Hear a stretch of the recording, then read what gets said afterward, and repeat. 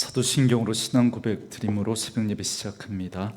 전능하사 천지를 만드신 하나님 아버지를 내가 믿사오며 그 외아들 우리 주 예수 그리스도를 믿사오니 이는 성령으로 잉태하사 동정녀 마리아에게 나시고 본디오 빌라도에게 고난을 받으사 십자가에 못 박혀 죽으시고 장사한 지 사흘 만에 죽은 자 가운데서 다시 살아나시며 하늘에 오르사 전능하신 하나님 우편에 앉아 계시다가 저리로서 산자와 죽은 자를 심판하러 오시리라.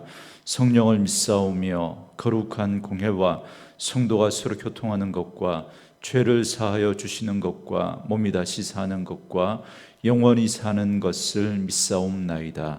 아멘. 이 아침에 우리에게 주시는 하나님의 말씀은 출애굽기 21장 12절에서 36절 말씀까지입니다. 출애굽기 21장 12절에서 마지막 36절 말씀까지.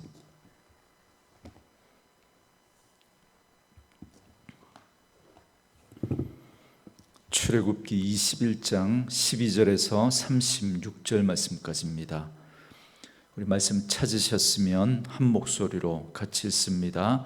사람을 쳐 죽인 자는 반드시 죽일 것이나 만일 사람이 고의적으로 한 것이 아니라 나 하나님이 사람을 그의 손에 넘긴 것이면 내가 그를 위하여 한 곳을 정하리니 그 사람이 그리로 도망할 것이며 사람이 그의 이웃을 고의로 죽였으면 너는 그를 내 제단에서라도 잡아내려 죽일지니라.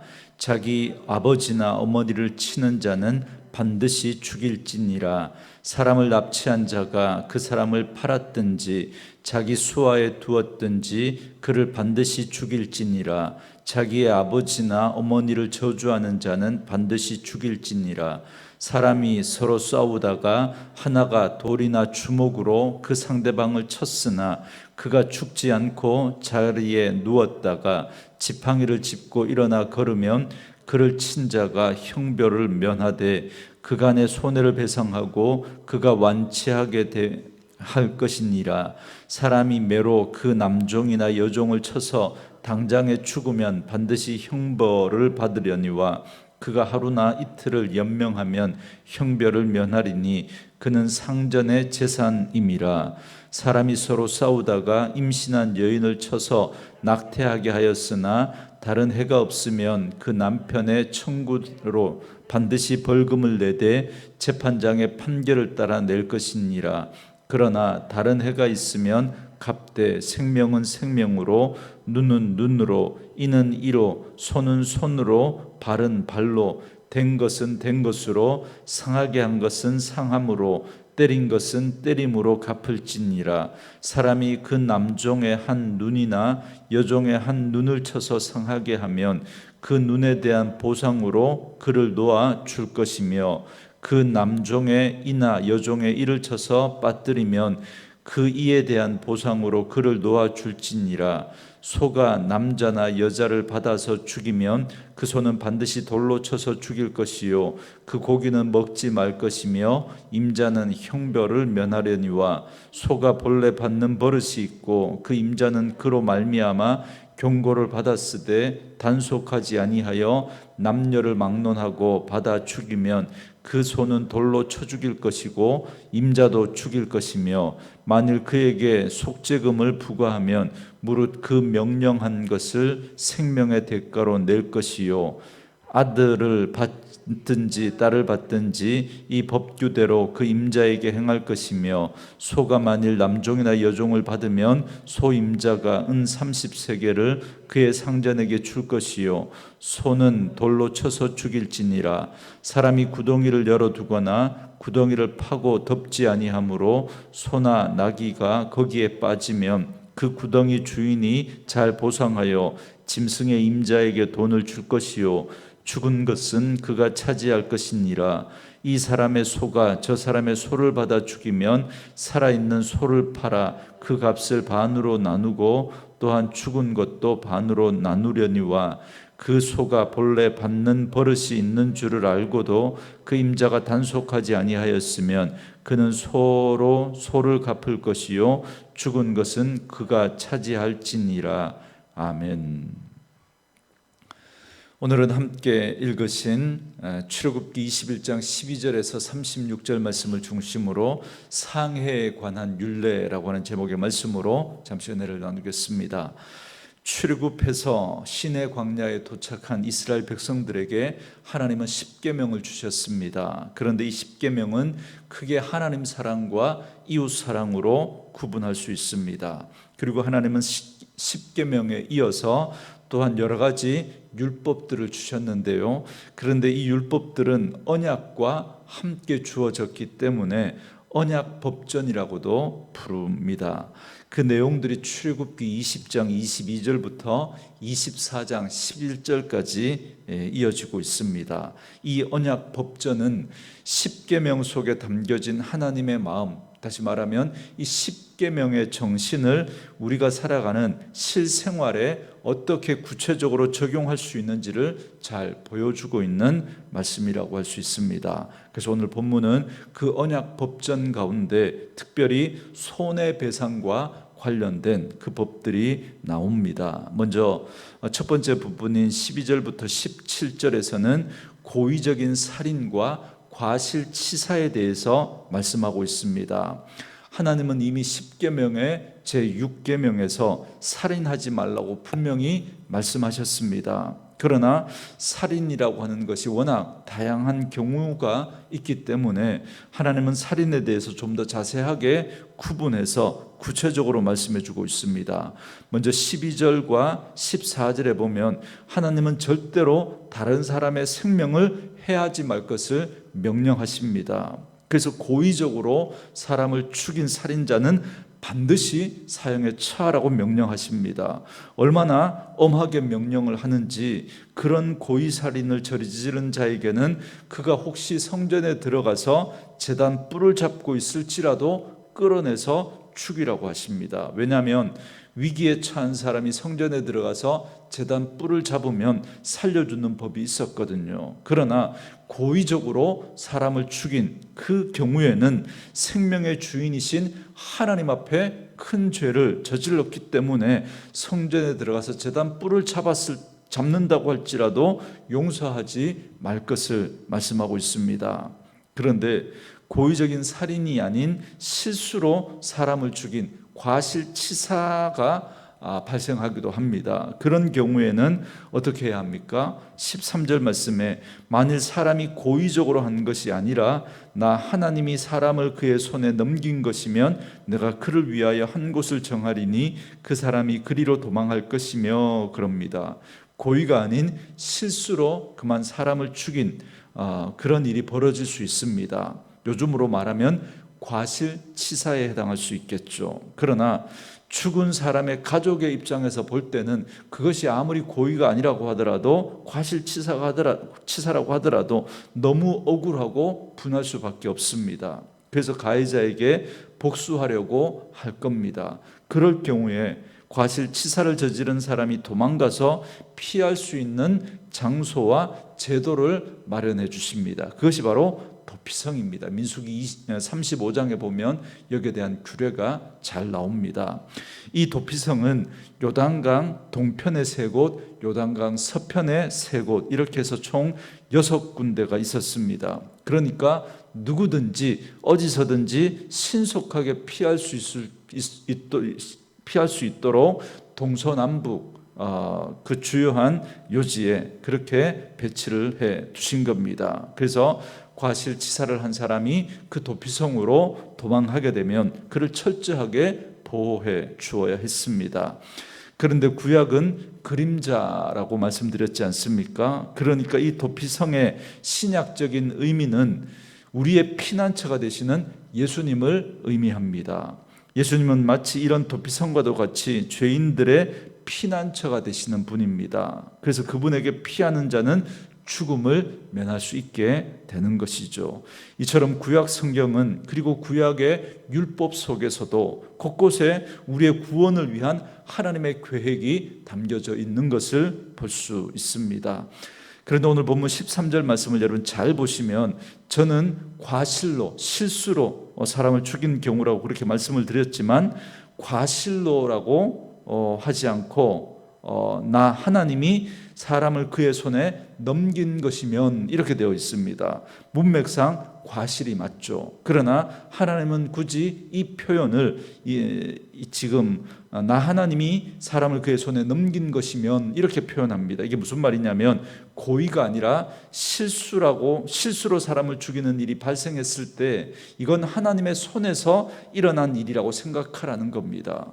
물론 사고자의 그 가족의 입장에서는 너무나 안타깝고 억울하고 원통한 일일 수밖에 없을 겁니다. 그렇지만 생명의 주관자는 하나님이라는 사실을 인정하고 그 믿음으로 그 안타까운 죽음을 바라보고 이해할 수 있어야 한다라는 것입니다. 그래서 복수하고 싶은 그 원통한 마음을 이겨내라고 말씀하고 있는 것이죠. 그리고 계속해서 두 번째 부분으로 여러 경우의 상해죄에 관해서 말씀해 주고 있습니다. 먼저 부모에 관한 상해죄에 대한 말씀인데요, 15절에 보면 자기 아버지나 어머니를 치는 자는 반드시 죽일지니라 그럽니다. 하나님은 부모에 대한 악행에 대해서 아주 단호하게 명령하십니다. 그래서 17절에서는 부모를 저주하는 자도 반드시 죽이라고 명령합니다. 하나님은 인간에게 부모를 공경해야 할 특별한 책임을 주셨습니다. 부모는 하나님의 축복의 통로이며 모든 재산과 권위의 제공자입니다. 그런 부모를 치거나 저주하는 사람은 사람 되기를 이미 포기한 자라고 말할 수 있습니다. 그렇기 때문에 앞으로 어떤 악을 행할지 모릅니다. 부모에게 그렇게 하는 자는 더 큰 죄도 저지를 수 있기 때문에, 그래서 살려두지 말라고 말씀하고 있습니다. 둘째로는 인신매매나 유괴범에 관한 법입니다. 16절에 보니까 사람을 납치한 자가 그 사람을 팔았든지 자기 수하에 두었든지 그를 반드시 죽일지니라 그럽니다. 사람을 유괴하고 납치하는 일은 남의 생명을 자기 마음대로 처분하려고 하는 태도입니다. 그래서 다른 사람의 생명을 믿기로 해서 자기의 이익을 챙기는 일은 결코 용서할 수 없는 일입니다. 자기 목숨이 중요하면 다른 사람의 목숨도 중요한 줄 알아야 합니다. 그런데 몇 푼의 그 이익을 남기겠다고 남의 생명을 함부로 빼앗는 사람은 도저히 용서될 수 없는 일이기에 반드시 죽이라고 말씀하고 있습니다. 그리고 셋째로는 노예의 생명에 관한 법입니다. 20절부터 21절에 보면 주인이 종을 때려서 즉시 죽은 경우에는 살인죄가 되므로 주인이 반드시 형벌을 받아야 했습니다. 그러나 맞은 종이 며칠 앓다가 죽거나 하면 주인은 형벌을 면하게 하셨습니다. 왜냐하면 그 당시 개념으로는 종은 주인의 소유였기 때문입니다. 그래서 자기 일에 게으르거나 또 신분을 망각한 종이 주인에게 벌받을 것을 벌받을 만한 그런 행동을 한 것에 대해서 주인이 벌하는 그러한 부분들을 허용해 주셨던 거죠. 그러나 주인이 종을 때려서 그 종을 상하게 하는 경우가 있습니다. 그래서 만약에 주인이 때려서 종의 한 눈을 실명하게 하거나 이를 한 개를 빠지게 하였을 때라면 주인은 그 잘못에 대한 배상으로 그 종을 놓아서 자유를 주어야 했습니다. 주인은 그 종의 노동력을 산 것이지 그 생명을 산 건 아니기 때문입니다. 그러니까 종의 생명도 똑같이 존귀하다라는 걸 하나님은 분명히 말씀해 주고 있습니다. 그 네 번째로는 상해에 관한 배상법입니다. 18절 19절은 사람이 서로 싸우다가 상대방을 상하게 하는 그 경우입니다. 싸우다가 한 명이 돌이나 주먹으로 맞았는데, 그런데 죽지 않고 며칠 앓다가 살아나면 친자가 다친 자를 치료하게 하고 배상해 주어야 했습니다. 22절에도 비슷한 경우가 나오는데요. 사람이 서로 싸우다가 임신한 여인을 쳐서 낙태한 경우를 말하고 있습니다. 아직 태어나지 않은 태아도 하나님은 분명히 사람으로 취급을 하고 계심을 알 수 있습니다. 그래서 태아를 상하게 했을 때는 아이의 아버지의 청구대로 벌금을 내되 재판장의 판결을 따라야 했습니다. 그러나 낙태 말고도 다른 해가 있다면 그것에 합당한 배상을 해야 했습니다. 그래서 24절부터 25절에 보면 눈은 눈으로, 이는 이로, 손은 손으로, 발은 발로, 된 것은 된 것으로, 상한 것은 상함으로, 때린 것은 때림으로 갚으라고 그렇게 말합니다. 이걸 가리켜서 소위 동해 상해법 이렇게 부릅니다. 쉽게 말하면 다른 사람에게 손해를 끼친 것만큼 동일하게 갚으라는 겁니다. 그런데 이건 피해자를 보호하는 그런 법이기도 하지만 동시에 가해자를 보호하는 법이기도 합니다. 무슨 말이냐면 한 대를 맞으면 두 대를 때리려고 하는 게 사람의 습성이거든요. 그렇기 때문에 이건 피해자를 보호하는 법이면서 동시에 가해자를 보호하는 법이기도 한 것입니다. 이제 세 번째 단락으로 28절부터 36절까지는 가축과 관련된 손해에 관한 법입니다. 여기는 가축으로 인해서 발생할 수 있는 다양한 사고에 대한 배상법을 말씀해 주고 있는데요. 이 본문은 두 부분으로 구분할 수 있습니다. 28절부터 32절은 사람을 해친 짐승에 관한 규례이고요. 33절부터 36절까지는 가축이 당한 피해에 대한 규례입니다. 이 규례들에 대한 자세한 내용들은 시간 때문에 우리가 다 살펴볼 수 없지만 그 규례에 담긴 하나님의 뜻을 생각해 봐야 합니다. 오늘 본문에 나오는 모든 율법의 규례들을 통해서 우리가 알아야 할 건 하나님은 생명의 존엄성을 강조하고 계신다라는 겁니다. 그리고 생명의 주관자는 바로 하나님이다라는 사실을 분명히 말씀해 주고 있습니다. 그렇기 때문에 생명을 인간이 좌지우지한다면 그건 선을 넘는 거라는 거죠. 그리고 심지어 사람이 저지른 일이 아닌 소와 같은 가축이 그 일을 저질렀어도 그 책임을 결코 면할 수 없다는 점을 분명히 밝히고 있음을 주목해야 합니다. 여러분, 세상에는 말 그대로 피치 못할 사정으로 사람에게 해를 끼치는 경우가 있을 수 있습니다. 오늘날로 말하면 업무상 일을 하다가 어쩔 수 없이 실수로 과실치사가 일어나는 그런 경우들이라고 할 수 있겠습니다. 그래서 특별히 요즘 이슈가 되는 산업재해에 관련해서 우리가 한번 생각해 봐야 합니다. 안전 업무를 맡고 있는 그 사람의 부주의나 관리 소홀로 인해서 사람이 죽게 되는 그런 경우들이 있습니다. 분명히 위험하다는 것을 알고 있음에도 불구하고 안전 설비를 제대로 갖추지 않았거나 그것을 제대로 관리하지 않았거나 안전 규칙을 제대로 시행하지 않아서 사고가 났다면 그에 대한 그 책임을 반드시 져야 한다는 겁니다. 그렇기 때문에 기업이나 고용주가 아무리 이윤을 남기는 것이 목적이라고 할지라도 그 전에 가장 기본적으로 가장 우선적으로 생각해야 되는 것은 사람의 생명을 소중히 여기는 겁니다. 그런데 이익을 더 많이 남기려고 안전설비를 갖추면 그만큼 또 재정적인 부담이 있으니까 그런 것들을 이렇게 제대로 갖추지 않고 하게 되면 결국 그 일을 통해서 생명을 잃게 되는 거예요. 그런 부분에 대해서 우리의 법이 너무 이렇게 미흡한 부분들이 많다는 겁니다. 그러나 하나님은 이런 부분에 있어서 그 어떤 것보다도 사람의 생명이 우선이고 사람의 생명을 소중히 하는 것이 기본이어야 한다라는 걸 분명히 말씀해 주고 있습니다. 그래서 예수님께서는 안식일에 사람을 고치셨잖아요. 분명히 안식일에 일하면 안 된다는 걸 예수님 알고 계셨고 예수님을 반대하는 자들이 그걸 빌미로 예수님 공격할 걸 알고 있었지만 그럼에도 불구하고 예수님은 사람의 생명을 살리는 일이 우선이었고 그게 더 중요했던 겁니다. 그래서 예수님께서 안식일에 선을 행하는 것과 안식일에 악을 행하는 것, 생명을 구하는 것과 죽이는 것 어느 것이 옳으냐라고 말씀하시면서 예수님은 생명을 살리는 그 일을 하셨던 겁니다. 이처럼 예수님은 다른 그 무엇보다도 사람의 생명을 소중히 여기고 생명을 살리는 일에 초점을 맞췄던 것입니다.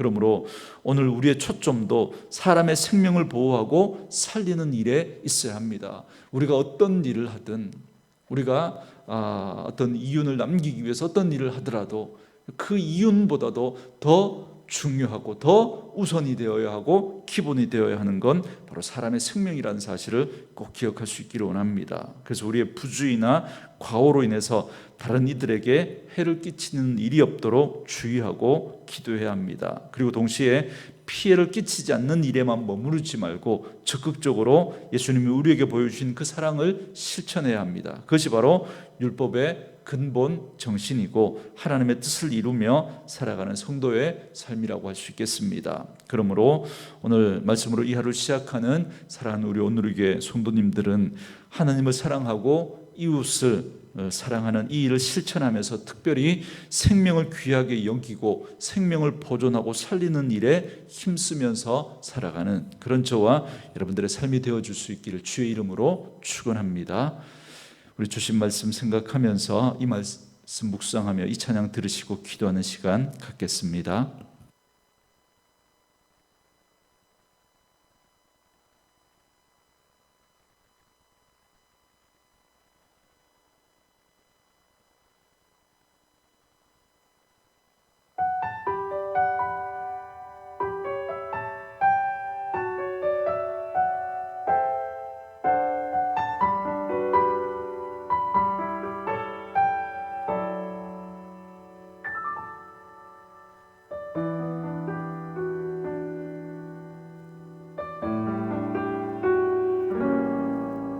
주 부르심 따라 예수 이름 부르며 나의 인생을 드렸네. 사람들이 이해 못하고 결과 어떠하든지 주만 따라가기 원했네.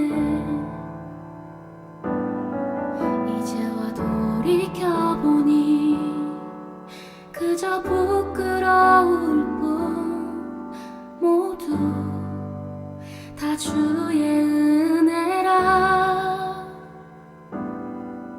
벼랑 끝에 선 나를 주의 손이 이끌어 여기까지 인도하셨네. 하나님 사랑 날 떠나지 않고 끝까지 사랑하셨기에 오직 예수와 십자가만 바라보면서 나의 생명도 아낌없이 드리기 원했네. 내 노래가 상한 영혼 일으켜 다시 살게 하는 노래가 되길. 주 배울 때 착한 일꾼이라 칭찬받기 나 원하네.